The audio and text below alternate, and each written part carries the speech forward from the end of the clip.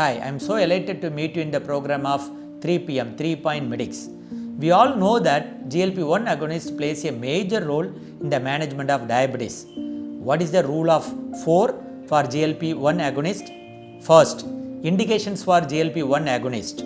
1. You should go after or you should search for the existence of atherosclerotic cardiovascular disease when somebody presents with hyperglycemia. Yes, if they present with hyperglycemia or if they come for the management of glycemic control, you should search for any evidence of past history of atherosclerotic cardiovascular disease, including history of CVA and history of MI or past history of unstable angina and peripheral vascular disease.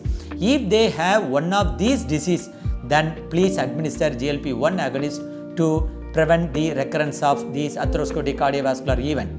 Number 2, even though there is no evidence of or past history of atherosclerotic cardiovascular disease, or if they have at least the risk factor for developing atherosclerotic cardiovascular disease, yes, please administer GLP-1 agonist. If you find any risk factors for development of atherosclerotic cardiovascular disease, you introduce GLP-1 agonist. What are the high risk factors? Yes, if they have obesity and coexisting hypertension, dyslipidemia and smoking, and in fact microalbuminuria, then you administer GLP-1 agonist. And number 3, if there is any evidence of chronic kidney disease. So how will you define chronic kidney disease? If they have eGFR less than 60 ml per minute, or even they have normal GFR but persistent albuminuria more than 3 months after excluding reversible cause of albuminuria, then think of chronic kidney disease. These patients deserve GLP-1 agonist because GLP-1 agonist has been found to reduce the progression of chronic kidney disease. And 4, if patient is obese. So all the 4 causes, definitely you have to think of GLP-1 administration. What are these 4 indications? 1, if there is evidence of past history of atherosclerotic cardiovascular disease. 2, if there is any risk factors for developing atherosclerotic cardiovascular disease. And number 3, and if they have evidence of chronic kidney disease. And 4, if they are obese.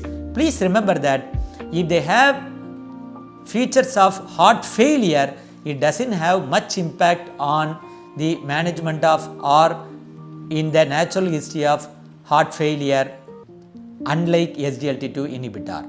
We all know that GLP-1 agonists play a major role in the management of diabetes. What are the advantages of GLP-1 agonist? 1, there is no incidence of hypoglycemia when you administer GLP-1 agonist. There is no weight gain. In fact, it makes you lose weight even by 3 to 5 kgs. Even dual GLP-1 agonist definitely will produce weight loss about around 10 kg. So there are so many emerging reports are there. And third one, it protects our beta cells. In fact, it prevents beta cell apoptosis. It helps in proliferation of beta cells, and it reduces all kind of cardiovascular event. It reduces the progression of chronic kidney disease, and it reduces the adverse events of cardiovascular event. We all know that GLP-1 agonists are in the limelight of diabetes management. But when you try to administer GLP-1 agonist, 4 points to be considered. 1, when somebody presents with recurrent vomiting and past history of ileus, be mindful about administration of GLP-1 agonist. And number 2, when they have history of pancreatitis, then you have to reconsider the administration of GLP-1 agonist.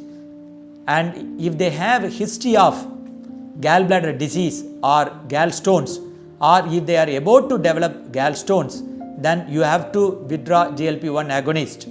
And there are few reports of thyroid C-cell tumor in the rodents. So be careful about GLP-1 administration if they give history of thyroid cancers in the family or in their individuals. Thank you.